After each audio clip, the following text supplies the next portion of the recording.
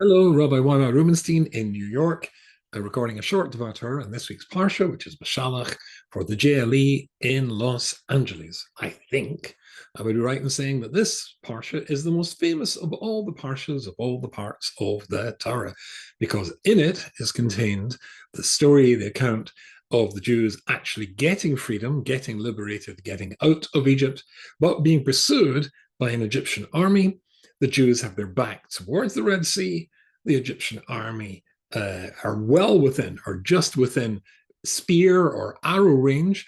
When the miracle occurs, the sea splits, the Jews go through, and astonishingly, the Egyptians, who obviously never saw the movie or read the book, pursue them into the sea.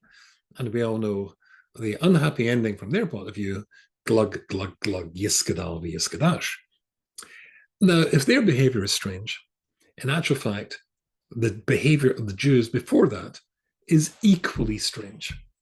You see, if I turn here to the Chumash, let me tell you what it says. You'll find this in Shlishi in the Parsha. That's chapter 14 and verse 15. The Jewish people see the army chasing towards them. The Jewish people are terrified. The Jewish people complain to Moshe, what have you done? You've doomed us. Moshe turns to Hashem and prays to Hashem. And Hashem says, 15, V'yama Hashem Moshe matitzakalai. Why are you calling out to me? Why are you crying out to me? Dabra b'nei Yisrael b'Yisrael. Tell the Jewish people to go forward. Now, I would have argued that this is the traditional Jewish approach to be when they find themselves in difficult times. Ask God for help. As a rabbi, I will give you 10 out of 10 for that approach. God does not. God says to Moshe, this is not the time to pray. And then there's astonishing explanation in Rashi, Lamdena Shayu Moshe Omed B'Tzmalo. If God says, why are you crying out to me? He was obviously praying to God. This is not the time for prayer, God says. The Jewish people are in trouble. Go and help them. But the second explanation is astonishing. Ma titzuk Eli, why are you crying out to me? And Rashi says the Eli with an aleph should be ayin. Olai. Is it my responsibility? No, it's your responsibility. Get them to do something. Strange, no? I would have said, as I just mentioned, that's the right thing to do. God says, no, it's not the right thing to do. This is the time to act, to do something. There's a story recorded in the Medrash Tanchuma about Taurus Rufus, the Roman general and eventually Roman Caesar, who destroyed the Second Temple and plowed up the Holy of Holies. And he's having a discussion with Rabbi Akiva. You can find these discussions between them recorded several times in the Midrashic literature. And he challenged Rabbi Akiva with the following question: what was greater, the creation of the Almighty or the creation of men? Now, if you don't know the story, I bet you know what Rabbi Akiva said, but you'd be wrong. Rabbi Akiva said the creation of men is greater than that of God.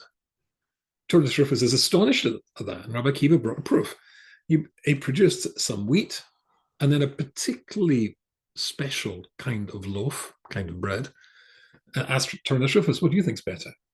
The kernels of the inedible kernels of wheat or this beautiful loaf? At the end of the conversation, because it goes on a little bit, then Rabbi Akiva says to him, God gives us stuff. He creates the basic materials from which the next stage to be built by us is our responsibility. And that's exactly what Hashem is saying to Moshe Rabbeinu. I've given them all the tools to pass this test. This test is no problem for me to split the sea and let the Jews to go through. It's a problem for them to trust that I will split the sea and allow them to go through. And that would be a problem, quite frankly, that I would have difficulty with as well. To build trust, to come to a situation of certainty in God. The Hebrew word for betachon, or Matasiel Solomon, who just passed away, the great rabbi in Lakewood, and before that in my time in Gateshead, he translates betachon as certainty in God. The book, incidentally, for that is a book called Shara B'Tochen of the Chavat Levavot. Here's my In 2016, I brought a new translation of it with a commentary. I called it Refuah Salev. That's the book that helps you to train yourself to have certainty in God. But it might be a lifetime's project. Here, that's exactly what Shem says. I've given you all the tools.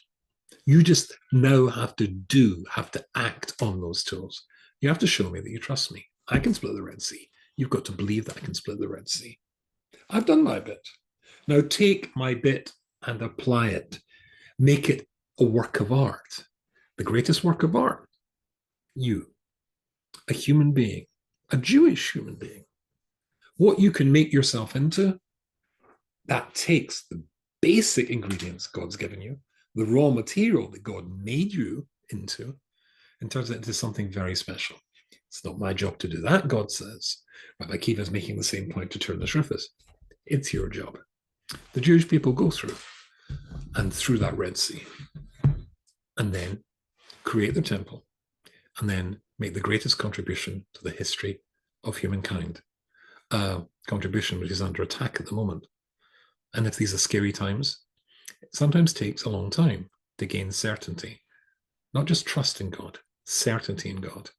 He's promised that we'll go through the Red Sea, and he's promised that there'll be a third temple. It's guaranteed.